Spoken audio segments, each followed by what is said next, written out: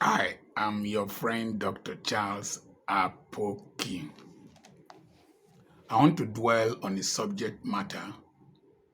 One of my subscribers asked a question that how do you manage a firstborn son that is not willing to do anything and is not ready to maximize his potentials?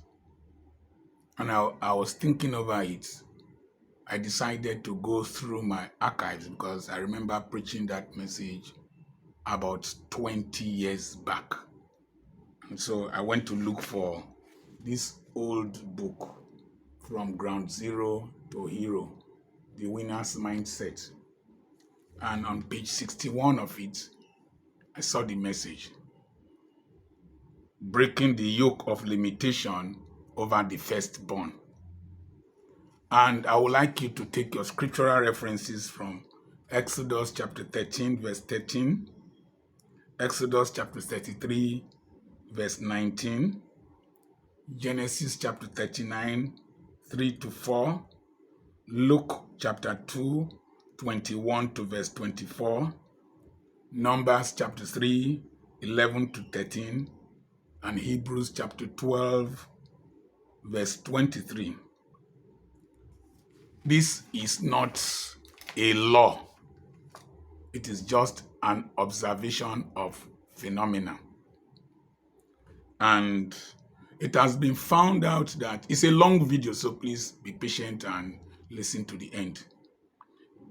It has been found out that in many circumstances, it has been that many firstborns have a mentality that is detrimental to their position, an attitude that is detrimental to their position as the firstborns.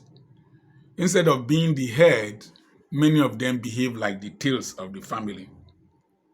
We shall look at the deposits, the potentials, and the positioning of the firstborn and the reason why they have challenges. Ideally, this message should center around the first son. But we have also noticed this among firstborn females. So, the firstborn son is supposed to be a property of God based on the following. He is supposed to be consecrated unto God. Since the firstborn is born of an unclean man, he needs to be redeemed.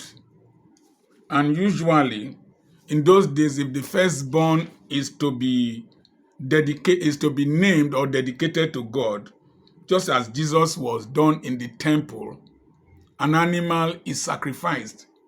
For Jesus Christ, because the parents didn't have enough money, it was turtle doves that were sacrificed. They killed them, sprinkled the blood because of the firstborn. The firstborn is purchased of God.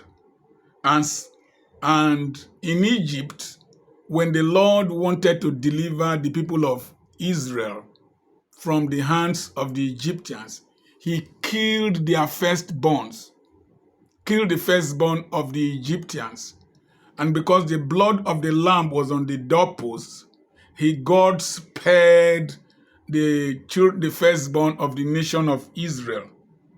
And so what happened is that from that day on, to commemorate and appreciate that deliverance, when a first child, a firstborn son, is dedicated, blood is shed of an animal. Now, the devil realized it, that if the firstborn child is killed or destroyed, the opponent is rendered weak. So the nation of Israel was weakened after the firstborns died. And the devil is an expert imitator. So we have God in the form of Father, Son, and the Holy Spirit. We have Satan, we have Antichrist, then we have the prophet of the Antichrist. So, the power of the king of Egypt was destroyed when their firstborn first sons died. Now, therefore, the devil deliberately sets out to attack the first sons in particular, and sometimes firstborn females. And if a man is polygamous, each gate of his polygamy will have different firstborns. And then the spread of attack now spreads over 3 human beings that are heading different units of the family. So, the devil deliberately sets out to attack the firstborn, but the firstborn must intentionally be protected and prepared with the mindset of leadership and a victor, not a victim. The mindset of defense must be put in him very early in life. My firstborn was really put under pressure by the devil. Very brilliant young man. He will not copy his notes. He will leave his things will get lost. He was just not paying attention in school and all that.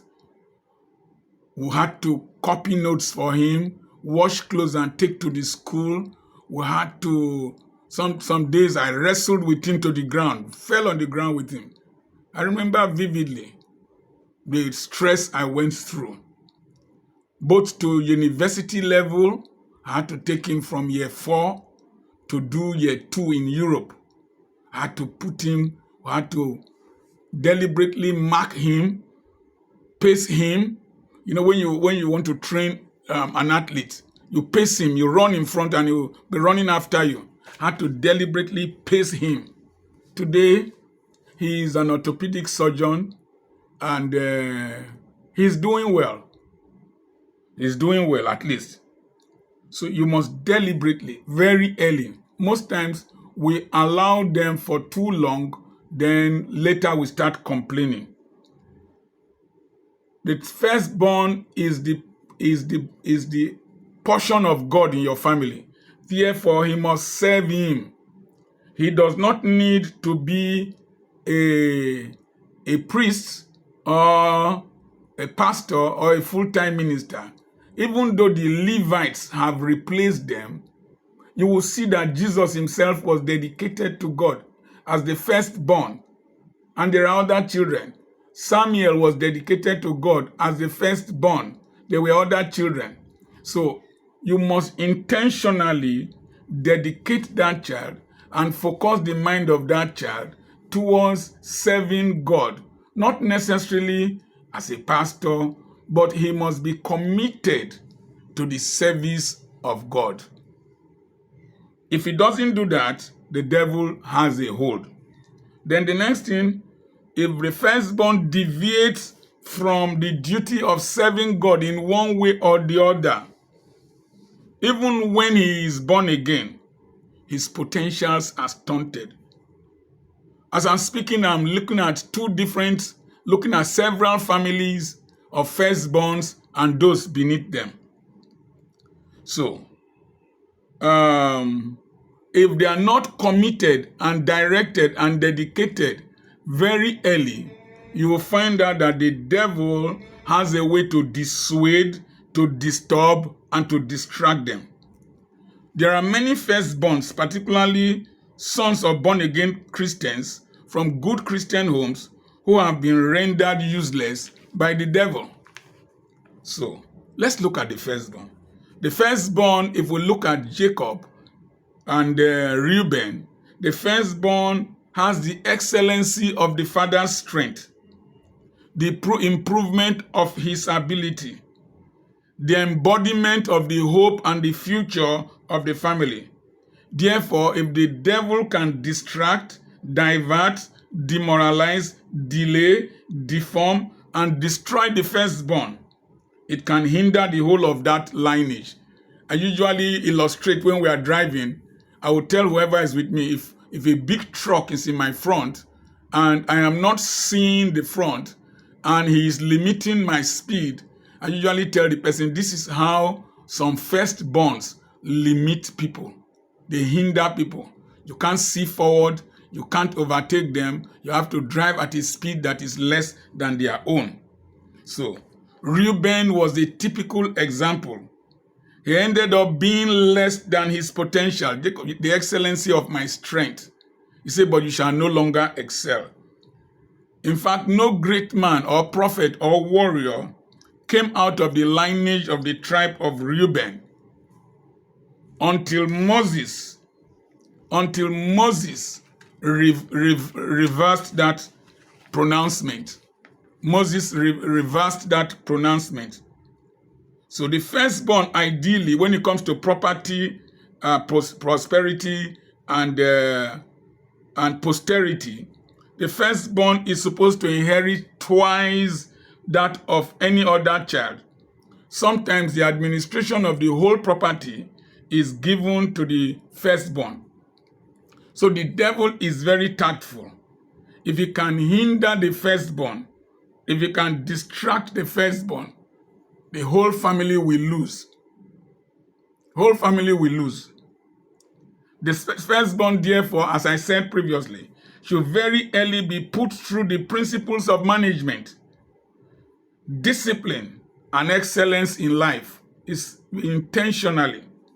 There are so many families that were heroes, big families, successful families that went to ground zero because of the managerial incompetencies of the firstborns.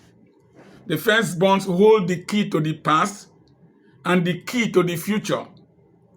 Esau had the inheritance of Abraham behind him and the nation of Israel in front of him, but he threw it away for a pot of porridge. By that singular act, he deprived the whole of his lineage and his descendants the benefit that is due to them. Esau. When God said, Jacob I love, Esau I hate, it is not our understanding of hate. It is preference. I prefer Jacob instead of Esau. And we can see that the spirit of Jacob is in the nation of Israel. Esau will have given out all the land, lost everything. He would not have been as enterprising as the Jews are. So, Reuben had a similar opportunity, but he had a fling with the father's wife, went into his bed and slept with the father's wife. There are other women around, house girls around. He went to sleep with the father's wife, and the father knew it. Reuben was to inherit Abraham's promises and the future of the nation of Israel, but he became the lion of the tribe of Judah. The other ones before Judah had their own problems, temper problem, vengeance problem, and maybe we'll do another video in that line. I just did a video about war between Hamas and Israel, between Russia and Ukraine. Try and avoid battles as much as possible. The firstborn, therefore, is a soft target. What you see in a child that is a firstborn, that is not taking things seriously, particularly a first son, is that the devil has seen him as a soft target to developmentally hinder him. Most parents are not aware of this scheme of the devil, so the firstborn is left vulnerable. The firstborn, apart from what I've said, has psychological challenges. When he is growing up, he has no models. He is the first model. There are no, the youngest ones, the second one, will see him. They will learn from him. And sometimes he is relating with adults in the house. He's the only person that is a child with these adults. So he cannot communicate. He cannot discuss with them. He is a child. And then his development, his stimulus is reduced. Some of them don't talk on time. Some of them don't walk on time. Some of them don't learn on time. Unless the parents intentionally do that. They must intentionally do that. So, a lot of them don't have challenges like the last child. I am a last child. When they share things in the house, I get last and I get the smallest. And I used to get provoked. I say, no, this cannot continue. I must end my own. In fact, my mother used to tell me, I'm not looking up to you. I'm looking up to my first children. And that thing used to agitate me to work harder. So, and they pamper a lot of them. Oh, the firstborn will have up to 20 names, particularly if the mother was barren for a while before having the child. They will give them grandfather, grandmother. They pamper them. They protect them. And so most of them have weak spiritual and physical immunity. The firstborn, by the time he is growing up, is not under any pressure. The firstborn, by the time he comes to a position of understanding, is usually made to realize that he is going to inherit things. And that thing that enters his head that is going to inherit things makes a lot of them very docile and very inactive, without knowing that wealth and inheritance is a duty, is a responsibility. So most of them want to inherit yesterday instead of building a tomorrow. So, and the following characteristics are as a result of some of the things I mentioned earlier on. Firstborns can be very restless and indecisive, particularly boys. Restless, they don't stay in one place, they don't do one job, they are moving from one school to the other, moving from one place to the other, and they can be very indecisive. They won't take action. Some of them don't marry on time. Some of them are not firm. They can be very reckless and have no value for things like Esau. They just lots of toys to play with. Often babies don't cry. They don't know what suffering is like. They've got money, nannies. So he has a lot. He has a lot. And sometimes they can be very, very reckless. Esau decided to go throw his future away for a meal of porridge, his birthright for food. The same thing with Reuben, second-hand wife of your father. And then Adonijah. Adonijah, you lost a throne to Solomon, who was the descendant of an adulterous relationship. Adonijah, senior son. Instead of thinking of something to do with your life, you decided to ask for King David's fairly used wife. And then Solomon ordered him to be killed. Any man who is prone to making wrong choices, just as I've mentioned, is prone to self-retardation and self-destruction. Many of them are very sluggish. Many firstborns, very sluggish. Male or female, very sluggish. And they have bicycle mentalities. If you don't push them, they can't move. If you don't ride them, they can't move. They always need somebody to rest on. Most of them can talk big and they don't act. They can dream and never wake up to pursue their dream, their destinies. They know how to talk big and do very little. They often abandon their projects halfway, firstborns. They are wasteful and very many times dirty. I'm just thinking of a lady that is a firstborn. Just thinking of her. Very wasteful, very lazy, had opportunities, always gluttonous, made wrong choices of husband. God. They have an attitude of staying in one job for so long because they fear to venture out. By the time they realize it, they have wasted so much time doing one thing without progressing.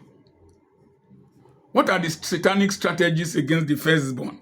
We have mentioned some. Number one, the devil has a way of prepositioning bad wives and husbands to wait for them.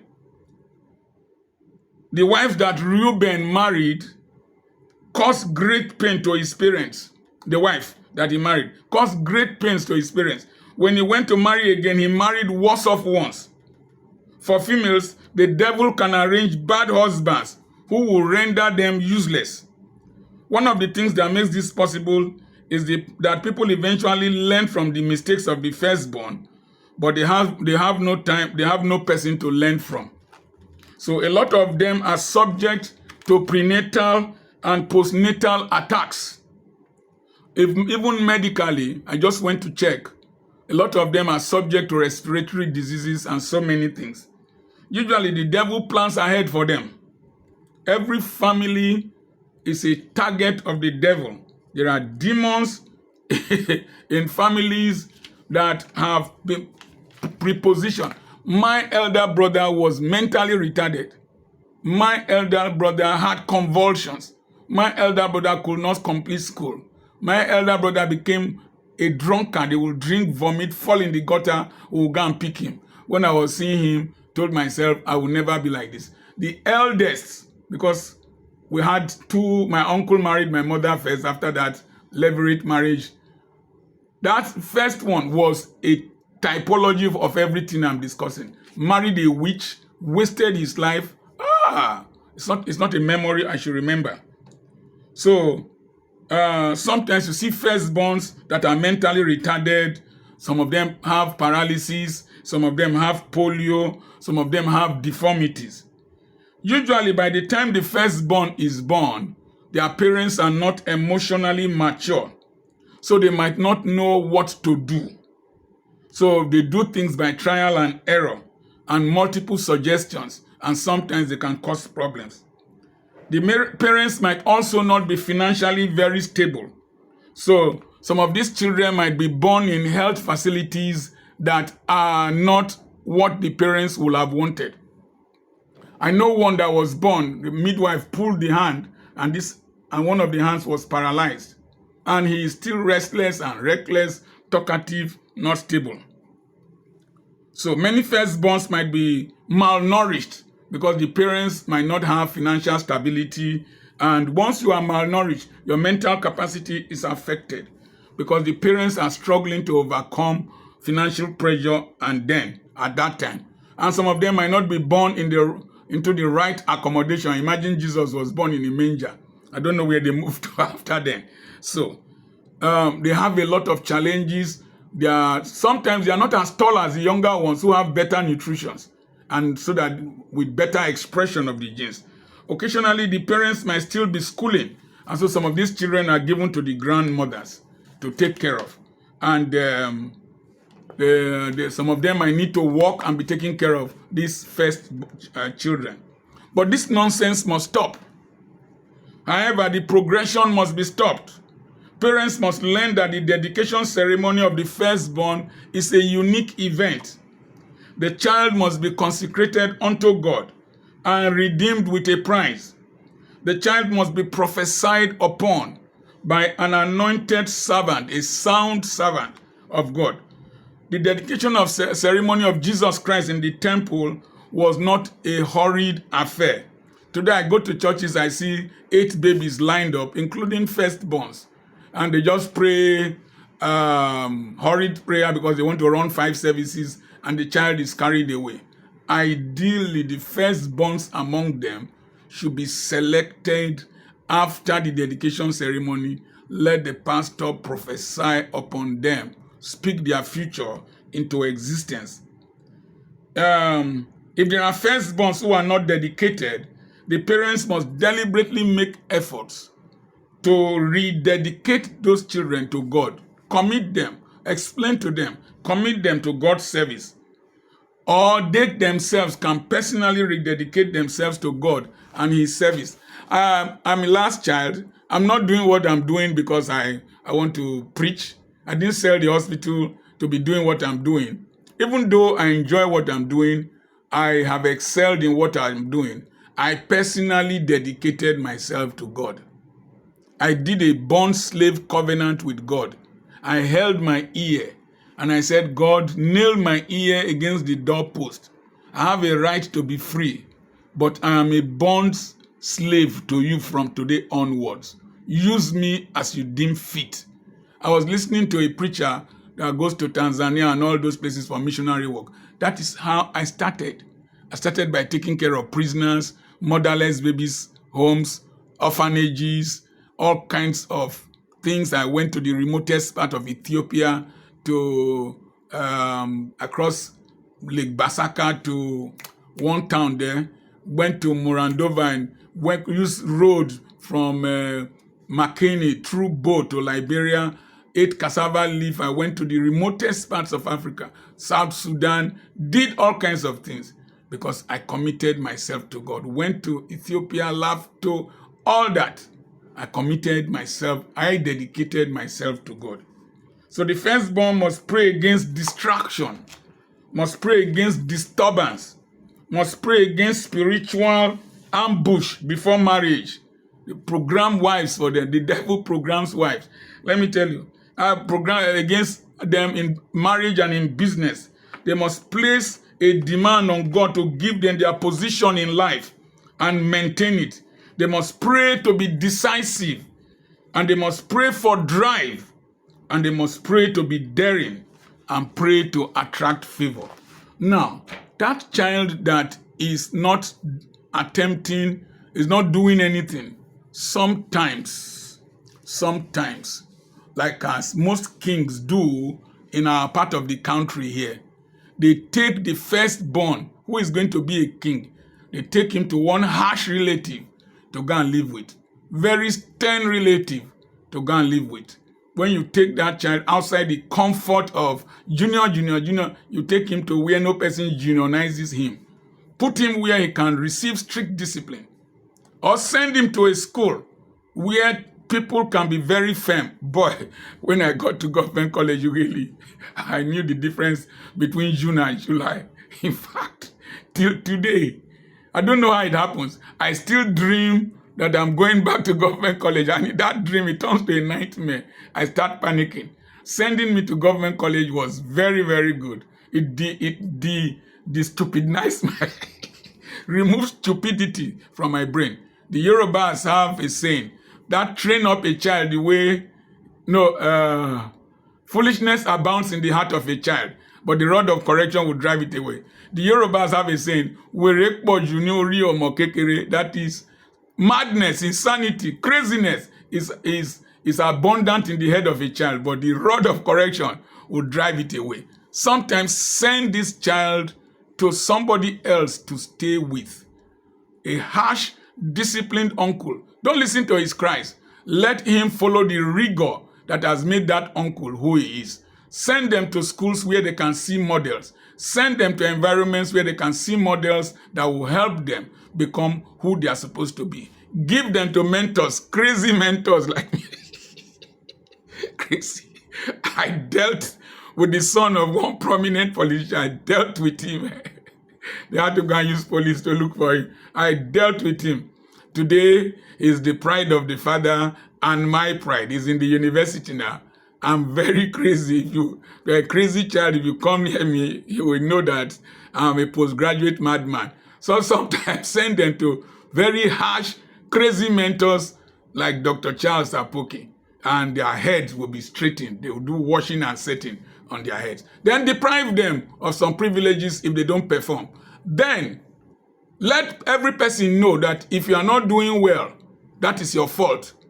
For me, I will advise my children, if you enter any trouble after counseling you, or you enter on your own, any person in my house, including my wife, if you deliberately, intentionally, defiantly enter any trouble, you won't see me. I will leave you, you will roast there.